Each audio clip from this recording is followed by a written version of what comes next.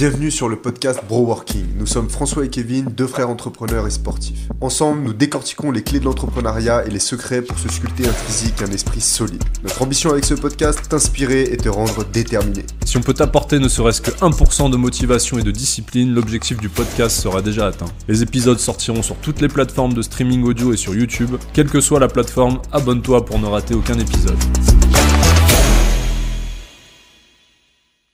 Salut François, comment vas-tu? Ça va super et toi? Ouais, ça va en forme. Alors, de retour pour un nouvel épisode. Je crois qu'aujourd'hui, on s'était donné comme objectif de commencer par un mot-clé. Eh ben écoute, ouais, le mot-clé que je te propose, c'est le mot-clé sacrifice. Est-ce que ça te va?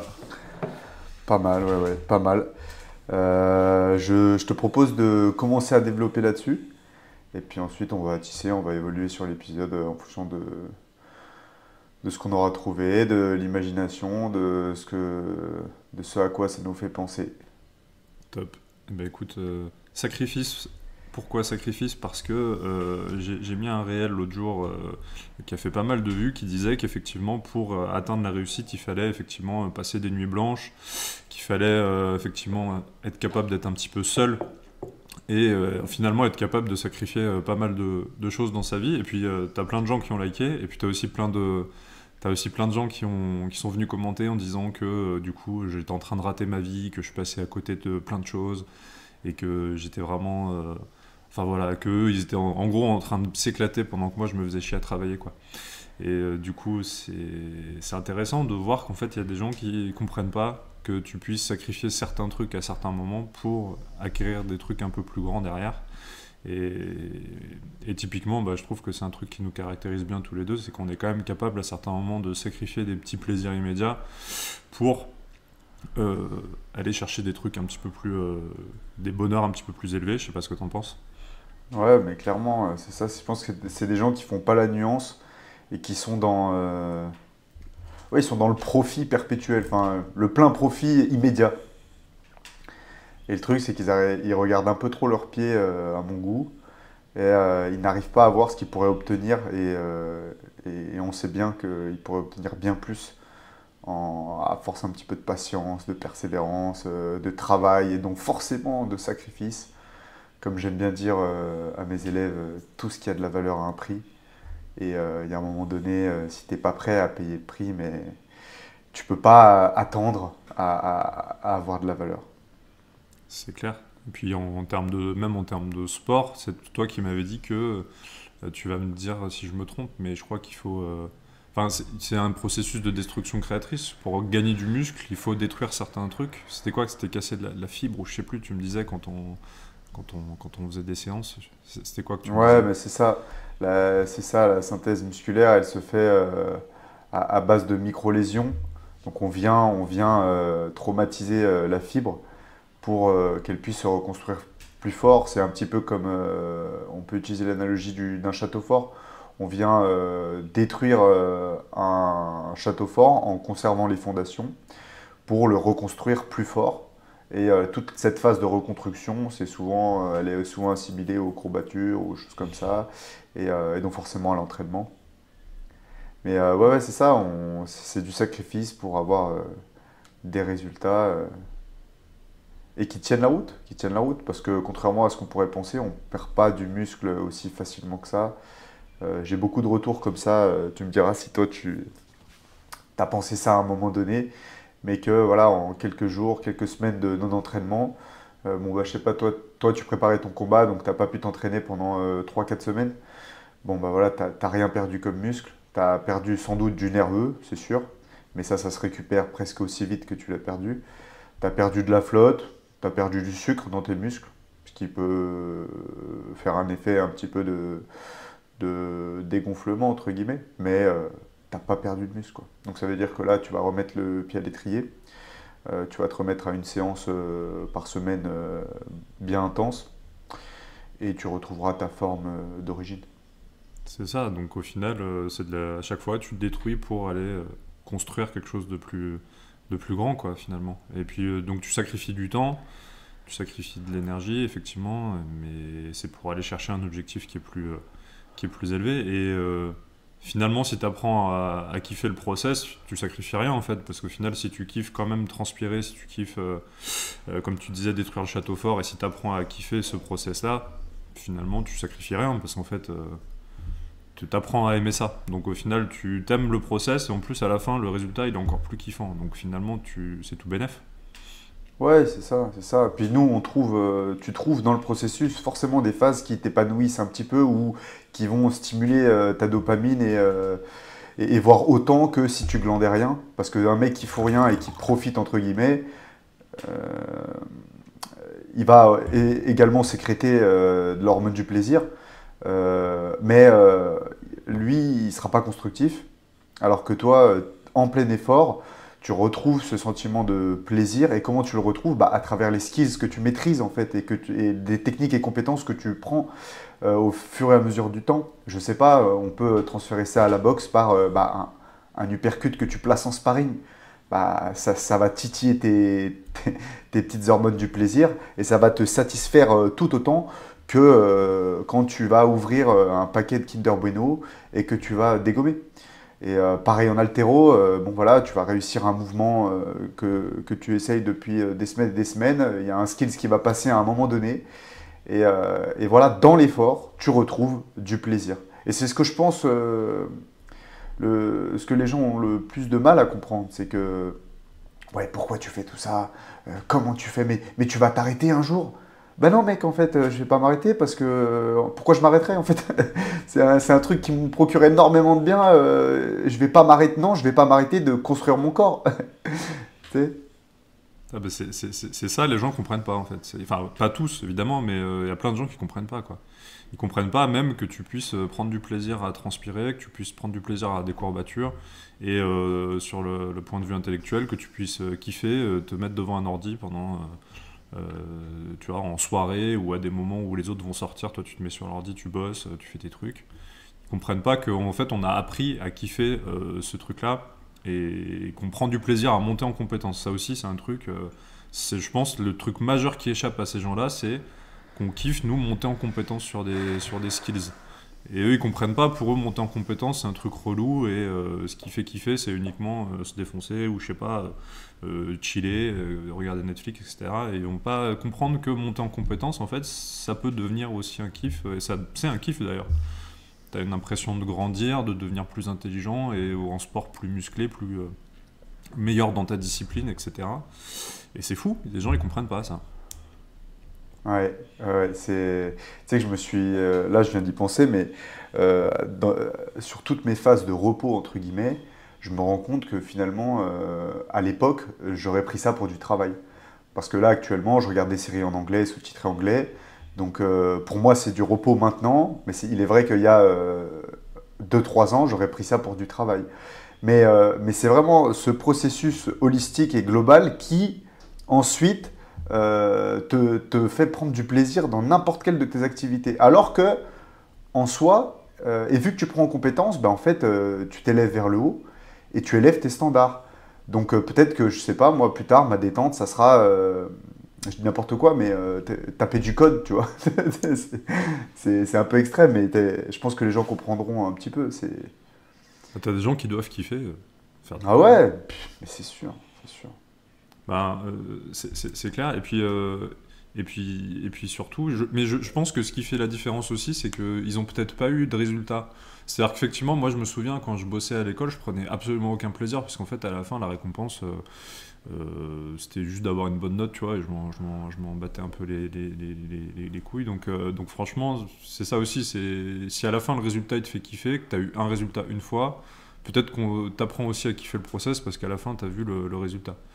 Je sais pas ce que t'en penses, mais peut-être que si ces gens-là, ils avaient déjà eu un résultat dans leur vie, sportivement, ou même au niveau métier, au niveau business, au niveau même intellectuel, enfin bref, est-ce que c'est pas des gens qui finalement ont jamais vu de résultat, ou jamais eu de résultat parce que la vie a fait que, et au final, du coup, pour eux, c'est que de la contrainte et zéro plaisir de travailler en fait.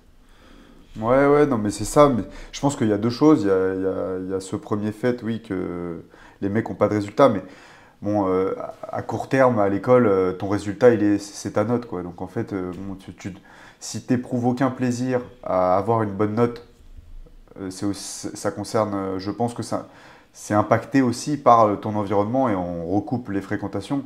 Mais si on prend mon exemple, je me rappelle que les phases où j'étais le meilleur à l'école, c'est les phases où je fréquentais des têtes, en fait. Et que, en fait, j'élevais mes standards, je voulais être aussi. C'est aussi un esprit de compétition. Il faut avoir l'esprit de compétition. Pas tout le monde a l'esprit de compétition. C'est pas donné à tout le monde. Et c'est normal, tu vois. Il faut tout pour faire un monde. Mais je pense que si tu n'as pas l'esprit de compétition, très clairement, t'es pas un entrepreneur. Tu peux pas être un entrepreneur par définition. Tu vois, il faut faire autre chose. Il faut se réorienter. Au-delà même du fait de ne pas avoir des résultats. Tu vois. Je pense qu'il y a des mecs, pas avoir des résultats, une fois que en fait, la clé, je pense que c'est vraiment l'esprit de compétition, entre guillemets. Tu vois. Parce que c'est ça, c'est lever vers le haut. C'est voir tes collègues, voir tes proches, tu as envie de les dépasser, entre guillemets. Pourquoi on fait de la boxe? Voilà, parce qu'on n'a pas envie de devenir champion du monde. Mais ce qu'on veut faire, c'est latter nos potes. Tu vois. C'est, pourquoi on fait de l'haltéro? Voilà, c'est pour devenir plus fort que le voisin. C'est pourquoi on... Enfin, je sais pas, c'est... En tout cas, moi, je le vis comme ça. Tu vois. Et j'ai toujours eu ce petit esprit de compétition. Tiens, je vais rebondir sur une question. Et je vais m'arrêter de parler, je vais te laisser la parole. Est-ce que tu peux me rappeler ton plus vieux souvenir de compétition? Alors, pas forcément sportif, hein, mais ton plus vieux souvenir, même avec des camarades, ou à l'époque où tu jouais aux billes. Rappelle-toi, est-ce que tu as un fragment de vie là Oui. Après, c'est pas hyper glorieux parce que à l'époque, tu sais, on n'allait pas trop aux entraînements. Bon, c'était le daron qui devait m'accompagner, donc on n'allait pas tout le temps aux entraînements. Donc, par exemple, j'ai fait j'ai fait beaucoup de sport, mais un an, tu sais, à chaque fois. Donc j'ai fait un an de foot, un an de basket, un an de judo, et du coup, en fait, évidemment, j'étais nul, tu vois. Donc les premières compétitions que j'ai faites, c'était juste catastrophique. Basket, j'étais nul. Foot, je me souviens, non mais alors, franchement, je me souviens d'un match de foot, mec, je marque contre mon camp. C'est-à-dire que j'étais tellement mongol. Non, mais laisse tomber. J'étais tellement un énorme mongol, gros, que j'ai marqué contre mon camp. Je crois que je m'étais trompé de cage. Je sais pas, je te parle de ça, je devais avoir 10 ans, tu vois. C'était vraiment. Bien sûr. J'étais un enfant, tu vois, mais je me souviens, et t'avais des mecs qui, au contraire, ça faisait peut-être déjà 6-7 ans qu'ils faisaient du foot. Alors peut-être pas à 10 ans, du coup, mais peut-être ça faisait 3-4 ans qu'ils en faisaient, tu vois. Et ouais, donc j'étais une sacrée bille. Hein. Natation, faux départ. Un faux départ, 2 faux départs, élimination. Mec, la loose, mais moi j'ai bien connu la loose hein, en termes de compétition. Et puis après, les notes à l'école, c'était pareil. À partir du collège, c'était une catastrophe. Non, j'ai bien connu la défaite. Donc, ouais, le problème, c'est que mes premiers souvenirs de compétition, mec, c'était beaucoup de défaites. Ouais, c'était beaucoup de défaites. Donc, mais je rebondis juste sur le point d'avant. Effectivement, l'entrepreneuriat, c'est de la compétition par le simple fait qu'il n'y a pas de la place pour tout le monde. Comme un podium, finalement. Le podium, tu as de la place pour le premier, le deuxième, le troisième, et puis si tu es quatrième, t'as pas la place. Et puis en boxe, tu as de la place pour le vainqueur, tu n'as pas de place pour 2 vainqueurs. Toutes les compétitions individuelles, tu as de la place pour 1 et pas pour 2. Et l'entrepreneuriat, c'est exactement la même chose. Donc je voulais juste rebondir là-dessus. Effectivement, c'est vraiment de la compétition. Parce que tu n'as pas la place pour être moyen. C'est soit tu es le meilleur, soit tu gagnes, soit tu perds, soit tu vends pas, soit tu es rentable, soit tu n'es pas rentable, soit tu lèves des fonds, tu lèves pas des fonds, soit la banque te suit, la banque te suit pas. Donc il n'y a pas trop de place pour le middle range. T'es obligé d'être quand même soit au top, soit tu perds. Et toi, du coup, ton premier souvenir de compétition, est-ce que tu en as un, toi ? Le plus vieux souvenir de compétition, je pense que ça remonte au... Alors là, je vais te raconter une petite anecdote qui va nous faire plaisir. Je me rappelle, est-ce que tu te rappelles, on a été dans la même école. Non, t'as été à Sainte-Marie-Saint-Joseph, toi? Oui, bien sûr. Ouais, j'ai été... ouais, bien sûr. Jusqu'au CM1, j'étais là-bas. Ouais. On parle de ça à Saint-Genis-Laval, à côté de Lyon, au sud de Lyon. Ouais. Voilà, donc pour ceux qui connaîtront très bien, sinon c'est une petite école primaire privée dans laquelle on a évolué avec François. Donc là, l'anecdote que je vais raconter remonte au CM1 Et au CM1, on avait dans la cour, comme énormément d'écoliers ont à disposition, un terrain de foot, un petit terrain de foot bétonné avec un ballon en mousse. On avait le droit qu'au ballon en mousse. Et on faisait du foot, justement, c'est les rares endroits où je pouvais faire du foot. Et j'aimais bien, mais j'étais absolument nul. Et nourri par cet esprit de compétition, un petit peu, je me rappelle que dans le couloir de la Roserelle, on a grandi, dans le petit appartement où on vivait, je m'étais entraîné toute une après-midi à faire feinte de frappe, décalage, tir au foot. Toute une après-midi, j'avais répété ce skill, feinte de frappe, décalage, tir. Et je l'avais tellement répété, et j'étais nul, hein. Enfin j'étais nul. Je marquais pas. Et je l'avais tellement répété que, en fait, la semaine d'après, donc c'était le week-end, dès le lundi, je jouais au foot et je répétais ce skill tout le temps et je marquais. Et je marquais, mec. Et je pense que c'est une des premières fois où je me suis dit, peut-être inconsciemment hein, au début, mais je me suis dit, en fait, si je révise, si je m'entraîne à quelque chose, je peux devenir fort. Et putain, ouais, là, c'était récemment que j'ai pensé à ça. C'est pour ça qu'en plus, je suis content de le raconter ici. Parce que c'est vrai. marrant, parce que c'est un premier apprentissage avec la compétition, quoi. Dès la cour de récréation, même si que tu joues aux billes, aux cartes ou n'importe quoi, c'est des premières expériences, ouais. Et c'est marrant parce que tu as tout de suite expérimenté que parfois, il suffit de répéter plusieurs fois un seul mouvement, très important et fondamental, et finalement, c'est générateur de plein de résultats. Si on va si on va encore un peu plus loin dans le truc, c'est le 20-80, loi de Pareto, bam bam. Non, mais c'est un peu ça. Tu as répété un seul mouvement et tu gagnais tout grâce à ce mouvement-là. Et là, en boxe, aujourd'hui, moi, je suis un peu pareil. Hein, là, parce que tu as vu, au combat, finalement, c'est des trucs assez basiques.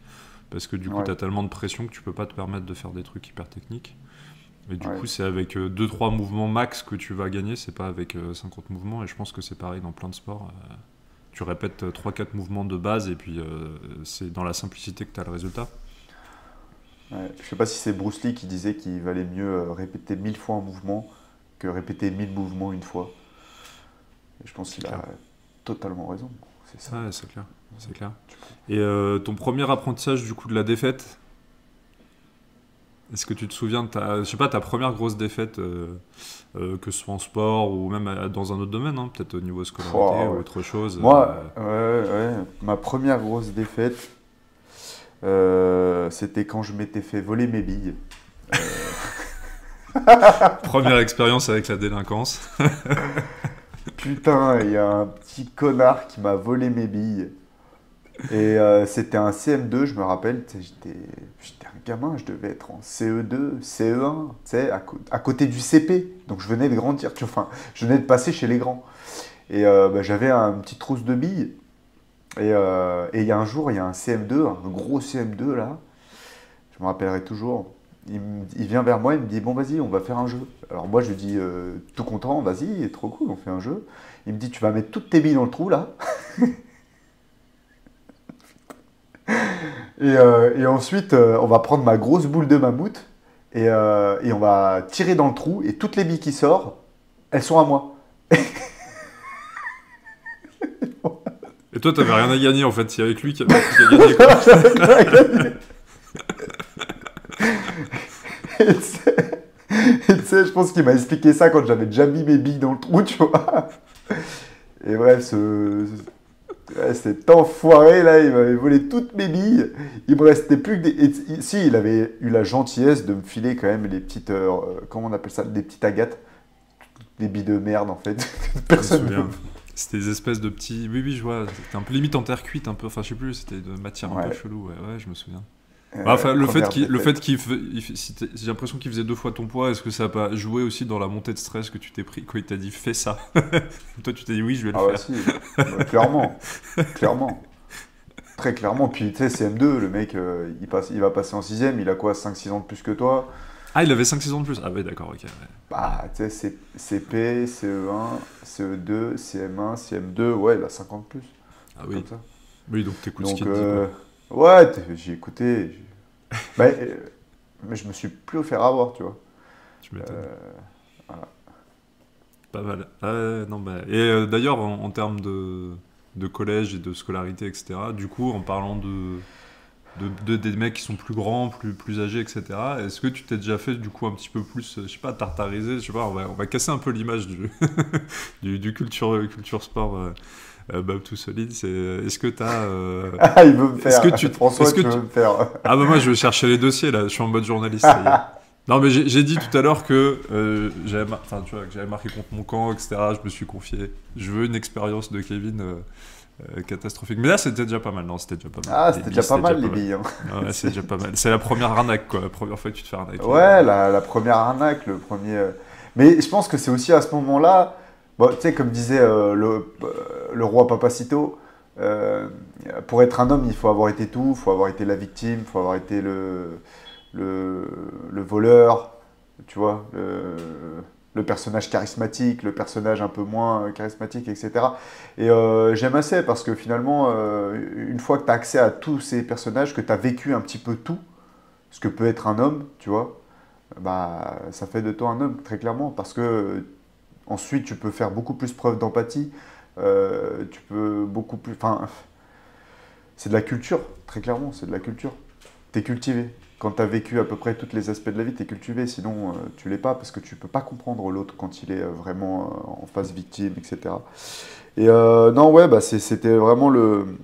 C'est à ce moment-là que je me suis dit, bon, je pense qu'à ce moment-là, je me suis dit, c'est mort, plus personne me vole mes billes, tu vois, plus personne me vole un truc. Et puis on m'a certainement volé d'autres trucs plus tard, tu vois, je me rappelle plus, mais... ouais, c'était pas pour moi, tu vois. C'était très désagréable. Je pense qu'il y en a qui n'ont pas le même sentiment, tu vois. Tu leur voles leur bille, ils sont là, bon, ok. Non, c'était vraiment désagréable. Et j'étais très jeune, tu vois. Donc, bah, quand voilà. t'es gamin, il y en a qui sont trop gentils aussi, tu sais, quand t'es au collège, t'en as certains qui vont être là, non mais c'est pas grave, finalement c'est pas grave, tant mieux, il sera content, il les a, mes billes, c'est pas grave, tu vois. T'as le côté trop gentil, je pense, de certaines personnes. Mais non, l'école et le collège, c'est le premier apprentissage avec la violence, un petit peu, pas la violence, mais ouais, où tu te rends compte que quelqu'un qui fait 30 kilos de plus, 3 ans, 4 ans de plus, voilà, c'est les premières expériences de bourrinage et de bagarre un peu, surtout quand t'es un mec, je pense. L'école et le collège, c'est formateur là-dessus, je pense. Bah ouais, bien sûr, mais c'est là en fait où tu te découvres, c'est ce qui fait de toi le futur adolescent puis homme. C'est là où tu vis tes premières persécutions, tes premières gloires, parce que au final c'est un peu la jungle. Hein. Ah bah, T'es au collège, eh oui, tu veux séduire la plus belle fille, sauf que sur la plus belle fille de ta classe, il y a tous les grands 3 années au-dessus qui sont déjà sur elle. Enfin, il y a plein de trucs. Et c'est là aussi tu te rends compte, tu te dis putain, mais les dés sont pipés quoi. Tu sais, t'es en 6ème, tu veux pécho une meuf qui est en 6ème pareil que toi, et en fait tu vois qu'elle est avec un mec de 4ème, 3ème, tu te dis mais c'est quoi ce délire? Tu vois, ça marche pas comme ça, tu vois. Et moi j'ai toujours eu la haine contre ces mecs-là qui allaient pécho des filles plus jeunes, tu vois, dans les classes. Laissez-les nous, tu vois, dans ma tête j'étais là. Mais eux ils étaient plus matures, ils avaient déjà mué, ils avaient déjà eu tout un tas de choses qui faisaient qu'ils avaient le dessus, tu vois, fondamentalement. Mais ensuite, ça nous tire vers le haut, tout ça, ça nous tire juste vers le haut. C'est pour ça que tout ce qui est... quand on fait les trucs, quand je vois les trucs passer des fois sur le... Comment on appelle ça, la brimade? Pas la brimade, mais le harcèlement scolaire. Ouais. Mmh. Bah, tu vois, le harcèlement scolaire... Pour moi, c'est la sélection naturelle, tu vois. C'est comme ça que ça se passe. Tu peux pas aseptiser ça. Bah, disons que il faut en tirer un apprentissage. C'est-à-dire que j'allais rebondir là-dessus quand tu avais fini. C'était justement, tu apprends aussi au collège et à l'école, surtout au collège, lycée, je trouve. Tu apprends l'effet de groupe un peu. Tu apprends à voir que si toi, t'es pas dans un groupe, tu passes pour un mec bizarre, que si t'es pas dans le bon groupe, justement, il n'y a pas de meuf ou t'es pas avec les gens un peu cool. T'apprends à voir aussi que si t'es tout seul, bah, tu peux un peu te faire tartariser. Justement, tout cet apprentissage-là, il est important. Et effectivement, ouais, dans le lot, tu t'apprends que si t'es pas en groupe et que t'es tout seul, et que t'apprends aussi que si t'es atypique, tu vas te faire brimer et justement, pourquoi pas aussi te faire harceler.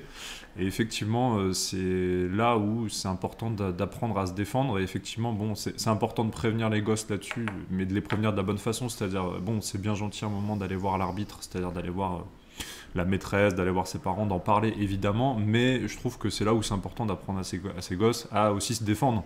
C'est-à-dire qu'à un moment, c'est la vie. C'est-à-dire, comme on disait, je crois que c'est l'épisode 3 ou l'épisode 2, je sais plus, de notre podcast, où on disait tu peux pas fuir toute ta vie. Et typiquement, si tu commences dès cet âge-là à te dire bon, quand je me fais emmerder, je vais voir quelqu'un et où je cherche pas à apprendre à me défendre justement, et ça, c'est pas forcément par la force, ça peut être aussi en étant malin, en étant smart, etc. Derrière, de toute façon, ça va te suivre toute ta vie. Donc, ouais, je suis d'accord avec toi que c'est bien de prévenir le harcèlement scolaire, mais il faut aussi donner les bonnes indications. Et les bonnes indications, pour moi, c'est très clairement, dès le départ, tu apprends à ton gosse qu'il faut qu'il apprenne à se défendre tout seul, et qu'il soit aussi malin, qu'il se mette en groupe, s'il a des trucs, des passions un peu atypiques, qu'il en parle peut-être pas dès le départ aux gens, parce que tu vois, encore aujourd'hui, dans le milieu de l'entreprise, t'as des gens, tu vois, ils arrivent dans les boîtes et ils te parlent de passions hyper atypiques qu'ils ont, mais le premier réflexe de toute la boîte, c'est de se foutre de leur gueule, parce que en fait, juste, tu ne dis pas, je sais pas, que tu es passionné d'une spiritualité hindoue, je sais pas quoi. Tu sais, c'est pas le premier truc que tu vas dire quand tu arrives dans un groupe de personnes, tu vois. Et tu as des gens encore à 40 ans qui ont ce truc-là de j'arrive, je connais personne et je vais parler d'un truc hyper atypique. On en a tous connu des gens comme ça. Et ça, typiquement, mauvais apprentissage de la vie, quoi. On t'a pas appris que si t'es atypique, si t'es pas dans un groupe, c'est compliqué. Si t'es atypique et que t'es pas dans un groupe, c'est compliqué, ouais. Ouais, ça c'est... Non, mais... Forcément, quand tu évoques le sujet, forcément on pense à quelqu'un. Ça me fait penser aussi au film Le Dîner de con, tu sais, où le mec il te connaît pas dans le train et il vient te parler du fait qu'il est passionné de, je sais plus c'était quoi, les structures en allumettes, là, il fait une tour Eiffel en allumettes et il sort les photos, tu sais. C'est génial. Putain. Résultat, tu finis dans un dîner de cons à la fin, quoi. On en a tous eu des cons comme ça, où le mec, tu savais que s'il venait, il allait te parler de trucs de merde. Enfin, c'est... Ouais. Ouais. Alors, je vais me faire un petit peu l'avocat du diable, mais moi, ce sont un peu ces personnes-là que j'aime beaucoup avoir auprès de moi. Tu sais pourquoi ? Parce que ces gens-là sont avant tout des passionnés. Et moi, je veux m'entourer que de mecs passionnés, en fait. Moi, j'ai pas envie, dans ma vie, d'évoluer avec des gens qui, un, n'ont rien à m'apprendre, et deux, ne sont pas passionnés, ne vivent pas à travers quelque chose, à travers, une activité qui les anime, tu vois, au plus profond d'eux-mêmes, et qui, voilà, pendant 3 heures, le mec, il est capable de te parler. Bon, les allumettes, c'est vrai que c'est un petit peu... c'est un peu chaud, tu vois. C'est pas la passion à laquelle je pense. Mais typiquement, un mec passionné de, je sais pas moi, d'échecs, tu vois, de code, d'informatique, de sport, tu vois, d'entrepreneuriat. Le mec est passionné, même un religieux, tu vois. Il y a toujours un truc à en tirer. Et franchement, si tu regardes autour de nous, on n'a pas beaucoup de gens qui n'ont pas de passion, tu vois. Bien sûr. Non, et puis j'en parlais dans un épisode, moi j'ai toujours aimé quand même les profils marginaux. C'est-à-dire que moi ça m'a toujours attiré les gens un petit peu marginaux, parce que moi-même à un moment, je pense que moi-même à un moment j'ai dû être ce mec-là un peu bizarre et un peu tout seul, comme j'en avais parlé dans un épisode. Et du coup j'ai beaucoup d'affection, mais je trouve quand même que de premier abord tu dois faire gaffe, c'est-à-dire que tu peux pas dire tout à tout le monde et tout de suite parler d'une passion très atypique et tout de suite passer pour quelqu'un d'atypique. Je pense pas que ce soit toujours très stratégique, tu vois.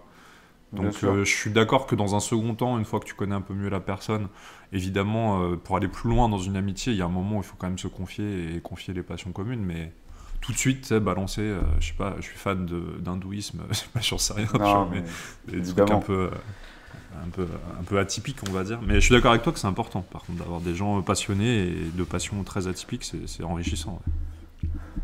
Ouais. Mais justement, là, je suis en train de dire comment se faire des amis. Là, Dale Carnegie. Ouais. c'est une bonne base, c'est un manuel de savoir-vivre en fait, hein, mais il y a des trucs qui pour moi étaient vraiment, qui semblaient vraiment logiques, mais visiblement aussi ça a été un best-seller et que c'est que c'était pas logique pour tout le monde, tu vois. Mais c'est vrai qu'il y en a qui ont des facilités sociales, moi je pense clairement que j'en ai, en tout cas à mon niveau, hein. Je dis pas, je parle pas si tu sautes de classe sociale au-dessus de moi, non, peut-être pas. Mais dans ma classe sociale, je pense que je suis à l'aise. Maintenant, c'est vrai que quand tu approches d'un groupe, pour revenir là-dessus, quand tu veux t'intégrer, on dit toujours qu'il faut échanger des banalités et que en fonction du ressenti et de l'énergie, parce que c'est un échange d'énergie qui se passe entre deux êtres humains ou entre plusieurs êtres humains, et bien là, tu vas ensuite pouvoir tisser sur ces discussions simples des sujets un petit peu plus profonds. Et ça, j'avais un peu du mal, en fait. Je me disais, mais putain, j'ai pas envie de parler de la pluie et du beau temps avec un tel, que je m'en fous de parler de ça avec lui. Et ensuite, j'ai compris pourquoi c'était important de le faire. Parce que c'est là-dessus, en fait, c'est la base. C'est ta base de discussion après. Après, tu peux développer en profondeur. Et puis c'est là aussi, tu y vas à tâtons. Tu vois à quel niveau lui peut aller, ou elle peut aller. Tu jauges, en fait. Et tu vois très bien. Et là, c'est ce que je fais à travers tous les nouveaux podcasts que je vais écouter, ou les nouveaux personnages publics que je peux suivre, tu vois. Je les regarde d'un œil... tu vois, d'un œil un petit peu sceptique au début, tout le temps. Parce que j'attends de voir le moment où il va me décevoir, où elle va me décevoir, tu vois.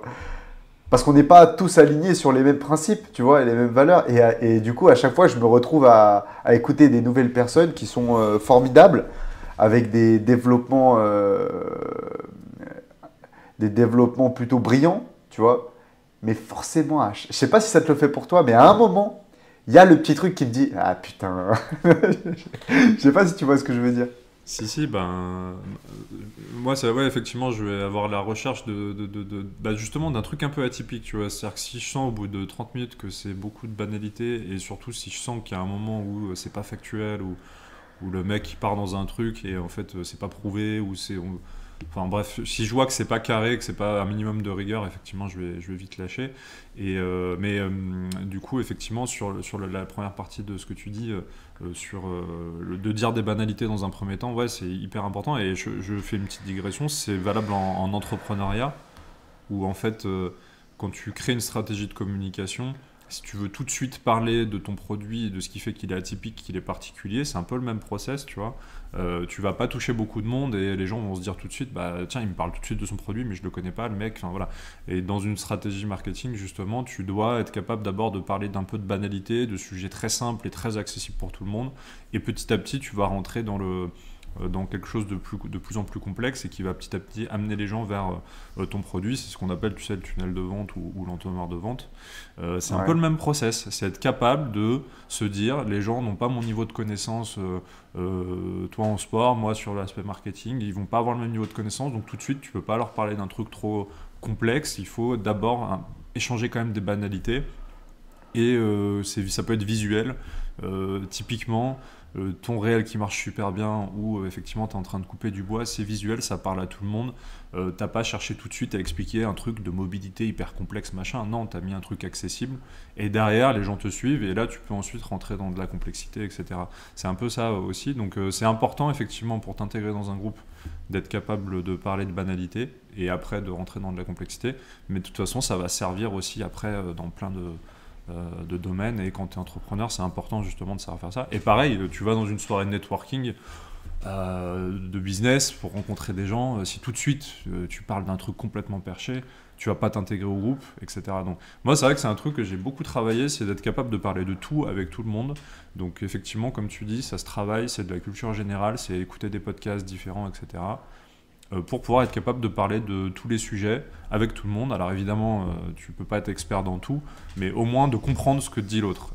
Voilà, de montrer à l'autre que ouais, tu connais un peu le sujet et que tu peux l'écouter parler pendant 30 minutes. Et comme dit Dale Carnegie, je crois, dans le bouquin, il dit les gens adorent parler, il faut les écouter et être capable de laisser parler les gens, en fait. Et quand tu les laisses parler, je sais plus si c'est lui qui dit ça, mais... Donc, ouais, complètement. Ouais, si, il évoque le fait de laisser parler les autres, les gens voilà, adorent donner leur avis, qu'ils le donnent, tu vois. Et là-dessus, tu te bases. C'est cette intégration qu'il faut viser quand tu approches un groupe, tu vois. Après, moi, je sais que j'ai pas envie de passer ma vie à rencontrer des personnes différentes, mais il se trouve que lorsque je travaille le mercredi après-midi dans la salle de remise en forme, dans le 6e, j'apprécie échanger avec des personnes que je connais pas ou que je connais un peu. Ouais, c'est... Comme tu disais, hein, même en termes de classe sociale, comme tu disais, même en termes de classe sociale, justement, si tu veux être capable de t'adresser à des gens de classe sociale différentes, bah, du coup, tu vas être obligé de te renseigner sur des sujets qui, à la base, tu connais rien. Typiquement, je sais pas, je dis... le golf. Ouais, ça, j'ai pensé j'allais exactement dire ça. Alors, le golf, le paddle, le squash. Ouais, même aujourd'hui, le kite. Ce sont des sports que... Ouais, c'est ça. Ouais. Le kitesurf, je crois qu'aujourd'hui, c'est un peu maintenant le nouveau sport où tu fais des rencontres, parce que c'est des sports qui te demandent un certain budget, forcément. Donc, le ski, l'hiver. Ouais, bien sûr, le ski, bien sûr. Mais du coup, ne serait-ce que de savoir parler à quelqu'un, ou ne serait-ce que de savoir l'écouter et de comprendre ce qu'il dit sur ce sujet-là, bah, au final, tu vas pouvoir t'intégrer dans des groupes auxquels, à la base, tu n'étais pas prédestiné du tout. Ouais, carrément. Mais c'est la culture G, voilà. Culture d'homme du monde. Exactement. C'est ça. Ça te permet de passer partout. Je pense que les gens n'ont pas conscience du pouvoir de la culture. Parce que... pour moi, c'est la grande base. Et c'est pour ça que... Bon, après, nous, on sait, on va répéter, on est curieux, machin, on a soif d'apprendre, etc. Il y en a, ils s'en foutent. Hein. Faut le savoir. Il y en a... Ouais, mais eux, à un moment, ils vont pas pouvoir s'intégrer dans un certain groupe parce que, justement, ils n'auront pas eu cette curiosité, quoi. Et donc, on en revient, effectivement, à un épisode où on disait il faut être curieux pour entreprendre, il faut vraiment être curieux et ouvert aux autres, ouverture d'esprit, t'en parlais. Donc, hyper important, ouais, pour t'intégrer. Mais du coup, pour en revenir au truc, dans un premier temps, parler de banalité, quoi. C'est vraiment ça. C'est de pas rentrer dans des trucs complexes tout de suite. Si tu viens... Moi, il n'y a rien de plus horrible. Je sais pas si tu as un souvenir en tête comme ça, tu pourras nous raconter. Tu arrives à une soirée où tu arrives à un truc et tu as le mec qui vient, il te branche pendant 3 quarts d'heure sur un truc de merde. Tu as envie de te barrer, mais tu t'es poli, tu veux pas trop. Et tu sais, le mec, tu le connais pas, mais tout de suite, il vient te brancher et limite, il te gâche un peu le début de soirée ou le début de journée, ou je sais peu importe quand c'est, parce qu'il va tout de suite te parler d'un truc qui le passionne lui, mais il a pas vu, toi, à ton visage, même si tu tires la gueule, ça se voit que tu as envie de te barrer. Il a pas vu, mais toi, ça te fait chier, quoi. Je sais pas si t'as une anecdote comme ça de mec. Si, mais comme je te disais tout à l'heure, je pense que je suis assez proche de l'autre, tu vois. Enfin, dans le sens où j'ai jamais eu justement ce sentiment-là. Parce que même, dans des soirées où il y a des mecs qui... Je me rappelle d'un mec qui m'avait parlé de son entreprise de flocage de t-shirts. J'en avais rien à branler. Mais mec... Mais dis-toi que j'étais à fond. Genre, c'est moi qui lui posais des questions. Et je me souviens, Naël, elle m'avait dit, mais t'es sérieux? T'as parlé 1h30, le mec. Et ouais, parce qu'en fait, le mec, il était passionné. Donc, peut-être qu'au début, ça m'avait un peu saoulé. Mais tu sais, une fois que tu vois que le mec est passionné, il a envie de te raconter sa vie, bah, peut-être que j'aurais dû faire psy, je sais pas. Tu vois, mais... Le mec, je l'écoutais et j'étais content de l'écouter. Et au final, je pense que de la soirée, j'en suis plus ressorti instruit et du coup enrichi culturellement que si j'avais dit à ce mec, si j'avais abrégé la conversation, tu vois ou pas? Ouais, je vois. Mais ça me dérange pas de parler d'une passion pendant 1h30, mais il faut quand même un minimum que j'ai montré mon intérêt pour le truc et qu'il y ait un échange, quoi. C'est vrai que si... le mec, tu le connais pas, tout de suite, il te branche, alors que, tu sais, à aucun moment, tu as posé une question. À partir du moment où tu commences à poser des questions, et effectivement, moi aussi, j'aime bien discuter pendant... Même en soirée, je trouve le plus intéressant, généralement, c'est de passer la soirée, finalement, quand il y a des gros groupes et tout, c'est de passer la soirée avec 1 ou 2 personnes, voilà. Plutôt que d'aller voir 15 personnes différentes et de parler 5 minutes, plutôt de passer... Et avant 23h, ah, 22h30. Avant 2h. Bah, ça, c'était une vidéo de Chicandier, où tu as un moment, le mec... à 2h du mat. Alors lui, c'est 2h du mat, l'heure à laquelle il se barre. Donc c'est un mec qui passe sa soirée avec Chicandier. 2h, le mec se barre, tu vois. En plein apéro, truc, machin. Le mec se barre dans la vidéo. T'as Chicandier qui dit, bah, je comprends pas, il est parti. Et le lendemain matin, il lui dit, mais pourquoi t'es parti à 2h? Et le mec dit un truc génial, il dit, bah, en fait, après 2h du mat, tu répètes les mêmes choses, mais en moins bien. Donc à 2h du matin, je vais me coucher. Mais c'est ça. Bah tu vois, c'est marrant parce que j'avais pas cette anecdote de chicandier, mais c'est ce que je pense et c'est ce que j'applique maintenant. C'est que après minuit, mais moi maintenant c'est 23h, enfin tu le vois, après 23h, bah, c'est plus que tu répètes les mêmes choses, c'est pas que tu répètes les mêmes choses en moins bien, c'est que en fait, déjà tu t'écoutes pas, personne s'écoute, tu racontes ta vie, là c'est pas du tout constructif quoi. Genre j'ai aucun souvenir d'une discussion constructive après 1h du matin ou après minuit. Aucun. Ou entre potes, mais t'es que deux, et tu racontes ta vie, et tu pars super loin dans les confessions. Mais c'est pas le même contexte. Là, toi, tu parles plus d'une soirée. C'est pas le même contexte. Là, on parle de soirée mondaine. Ouais. Voilà, oui. C'est vrai qu'après, entre potes, bon. Mais d'ailleurs, ça, des gens ne le comprendraient pas, tu vois. Genre là, tu dis, moi, maintenant, en soirée, je vais me coucher à 23h. Après, t'as le truc de politesse aussi. C'est vrai que quand t'es invité à une soirée, si tu te barres à 23, ça peut être perçu comme un peu impoli dans le sens où les gens ont organisé le truc, etc. Mais on s'en fout du 23h, c'est plus l'histoire de dire après 2h, voilà, de pas faire nuit blanche, etc. Ça, je suis d'accord. Mais c'est vrai que il y a plein de gens qui ne comprennent pas ça, tu vois. Ils vont dire, mais tu kiffes pas ta vie, t'as 30 ans, Kevin, qu'est-ce que tu fais? Pourquoi tu vas te coucher à 23h? C'est un truc de vieux, tu vois. T'as plein de gens je rejoins un peu le premier sujet de l'épisode, mais il y a plein de gens qui ne comprendraient pas ça. Ah, c'est des gens que je veux pas fréquenter, tu vois. Enfin, ça m'intéresse pas. Bah, de toute façon, t'as remarqué, avec Adèle, on sort plus trop. Et depuis, justement, qu'on a réduit beaucoup les sorties, bah, on est au max de notre vie, tu vois. Je suis trop bien.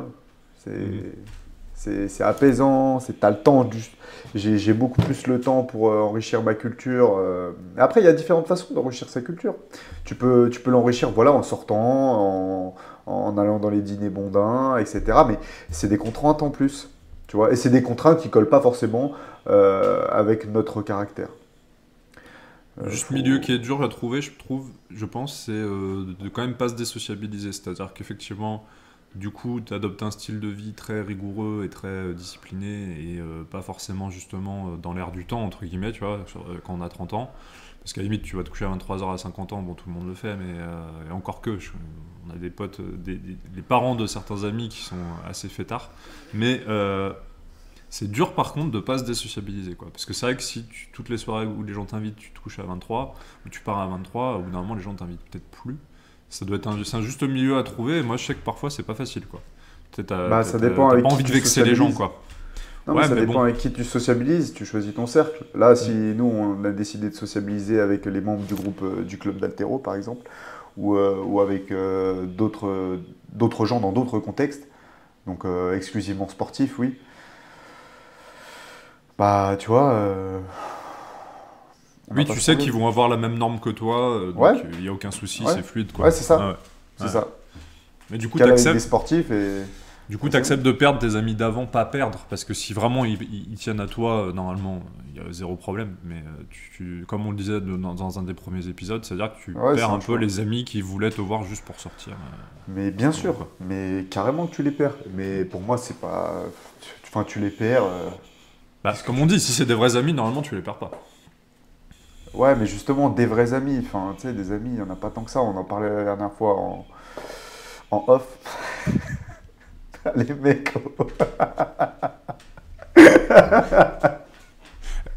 à micro coupé, on en parlait à micro coupé. À micro. Attends, coupe. On mettra ça dans le bêtisier. Dans le reportage de off, des backstage. C'était quoi le reportage d'Orelsan? On sortira ça quand. Tiens, d'ailleurs, j'ai vu celui de Squeezie. Alors, pour le coup, Orelsan, je sais que t'aimes pas. Moi, j'aime bien, donc j'ai regardé sans problème celui d'Orelsan. Mais le documentaire sur Squeezie, pour le coup, Squeezie, je suis pas un grand fan. Mais c'est toujours intéressant dans ces documentaires, quand même, de voir la progression des gars, quoi. Et le travail. C'est la culture, quoi. Comme on disait. C'est la culture, ouais. Non, mais au-delà de ça, l'exemple, c'est-à-dire que je te disais, Squeezie, je crois que je te l'ai dit en off aussi. Squeezie, c'est un mec qui a découvert les boîtes de nuit et les vacances à 25 ans, tu vois.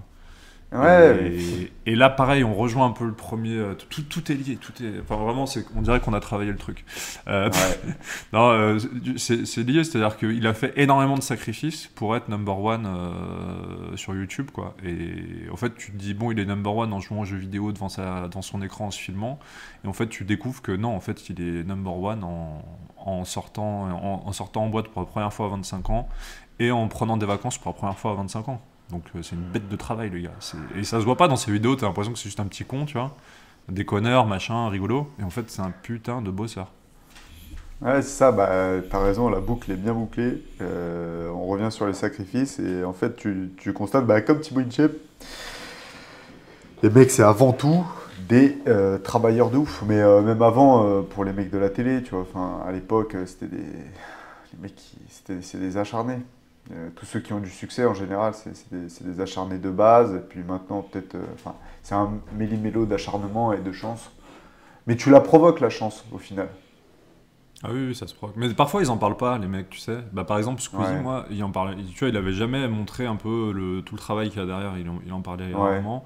Et pareil, les chanteurs, tu vois jamais. Donc c'est vrai que quand t'es jeune, je pense que tu peux avoir l'impression que tu peux pop-up comme ça de façon, tu sais, un peu en détente, à la cool. Surtout qu'un Orelsan, un Squeezie, tu sais, ils ont un peu cette image vraiment détente, ou même, je sais pas, un Hardisson, ou bref, ils ont toujours des images un peu déconneurs. Donc tu te dis, tiens, en étant juste un déconneur, je peux peut-être pop-up, etc. Mais en fait, non, tu te rends compte derrière que c'est. Donc parfois, je trouve, les mecs en parlent pas assez de tout le travail qu'il y a derrière. Bon, ça casse un peu le mythe aussi, mais c'est vrai qu'ils en parlent pas assez, ouais. quoi. Ouais, et puis surtout que c'est des personnages du divertissement. Donc, tu sais, c'est connoté humoristique, c'est, ça détend les gens, tu vois. Et c'est vrai qu'on se doute pas, effectivement, de tout le travail qu'il y a derrière, de toutes ces heures de... En fait, non, même pas. Parce que beaucoup de discipline, beaucoup de... Et puis des précurseurs aussi à la base, tu vois. Enfin, je veux dire, à la base, YouTube, c'était que des mecs qui mettaient leur chat, leur chien. C'était un pauvre truc, hein. Des Et visionnaires, les ouais, mecs, des visionnaires. des visionnaires, ouais, c'est ça. Tu vois comme le mec de Zen, là, le petit Corse, là. Oui, Euh, ouais, Maxime bah, Biaggi, je crois. Ouais. ouais, pareil, mais...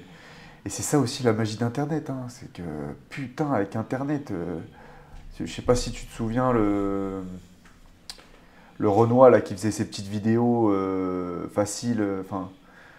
Tu sais, où il montrait des évidences, enfin, il débunkait un petit peu des vidéos d'astuces. Et le mec a fini. Mohamed Eni, juste avant, tu vois. Enfin, Mohamed Eni, bon, il a commencé par dire qu'il suce toutes les bites de Paris. Le mec, il perce, tu vois. Donc, Internet, c'est quand même puissant, hein. Là, je t'ai cité 3 exemples, attention. Mais pareil, on peut avoir l'impression qu'ils ont juste publié des vidéos Ouais, et basta, ça a percé, tu vois. Alors qu'en fait, tu regardes derrière, il y a énormément de travail sur chacun de ces mecs-là, je suis sûr. Même, même Mohamed Eni, ouais, je suis sûr que c'est un bosseur, tu vois, le gars, à la fin. Donc, euh, donc c'est impressionnant en fait. Voilà. Donc ouais, c'est toujours impressionnant. Donc c'est pour ça que j'aime bien les documentaires tu sais, qui racontent un peu les parcours des gars, même si t'aimes pas trop le gars à la base. Typiquement Squeezie, tu vois, bah, au final, je trouve, enfin, du coup, je le respecte vachement plus maintenant parce que je vois tous les sacrifices en fait que le gars a fait. ouais.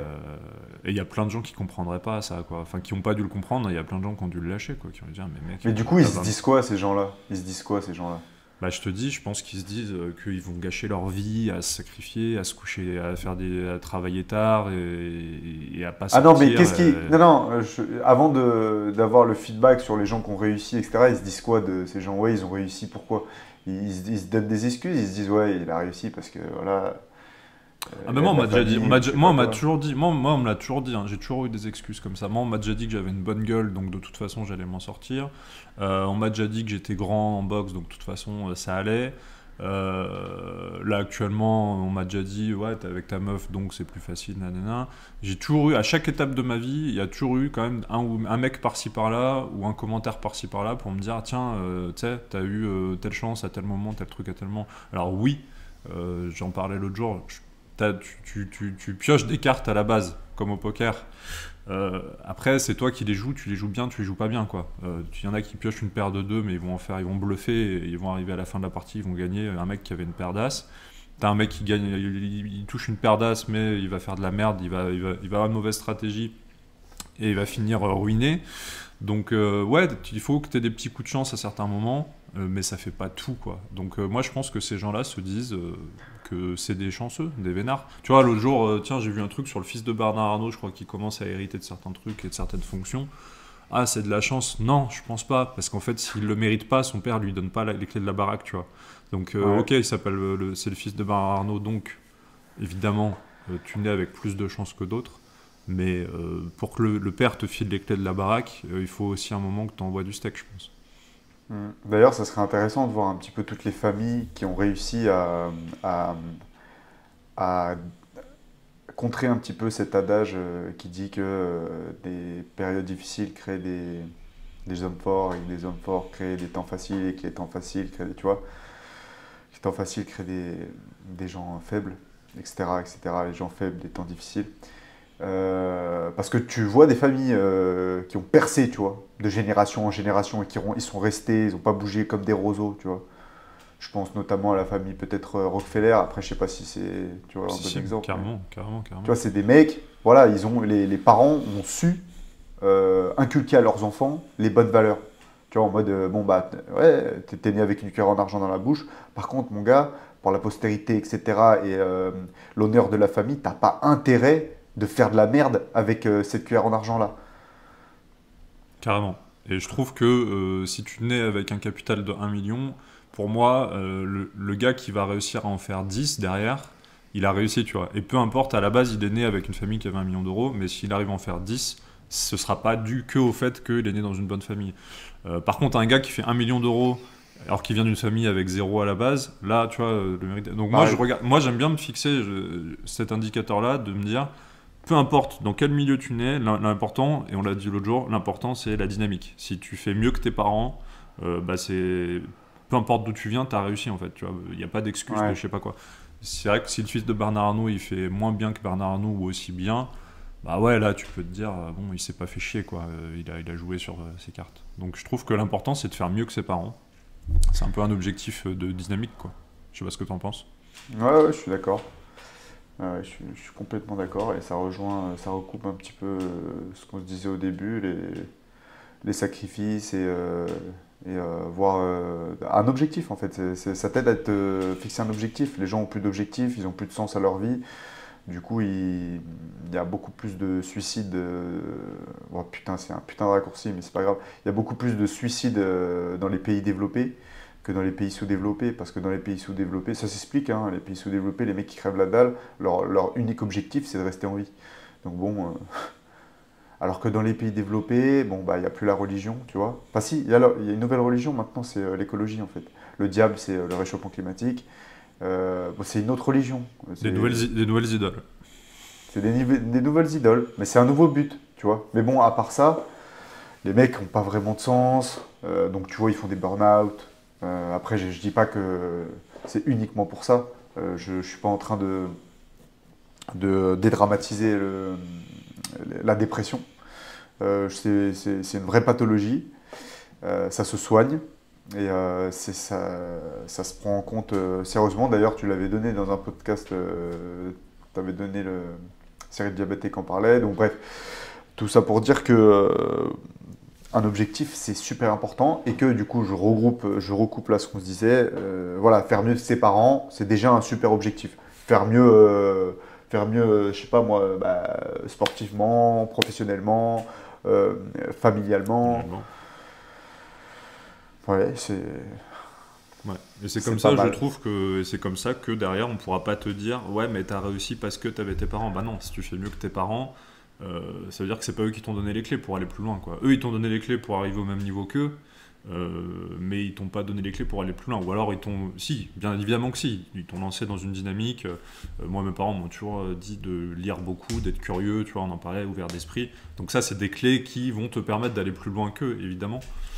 Mais je trouve que pour enlever ce truc de ouais t'es né dans tel milieu, t'es né dans tel truc, bah il faut aller plus loin et effectivement aller plus loin que ton milieu d'origine et ton milieu social d'origine, ouais, c'est clair.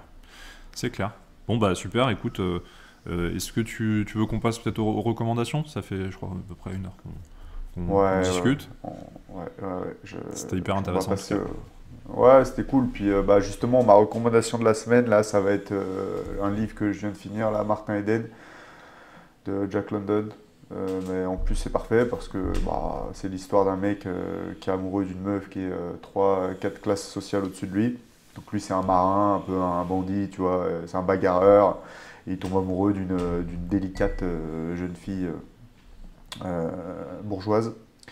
Et en fait, le mec, il va se cultiver à mort pour pouvoir la séduire et gagner son cœur et l'autorisation de ses parents. Attends, je suis en train de réfléchir pour dévoiler un peu plus sans... Et donc, à travers ce livre, on voit un petit peu toutes les péripéties d'un mec qui a des facilités et qui arrive à finir pas trop mal dans la hiérarchie sociale. Et ça motive. Ça donne des idées. En tout cas, moi, je me suis pas mal identifié à ce bouquin. Parce que l'échelle sociale, c'est pas un but en soi pour moi. Mais voilà, toujours dans la dynamique de finir un petit peu plus haut que ses parents, ça l'est un peu, tu vois.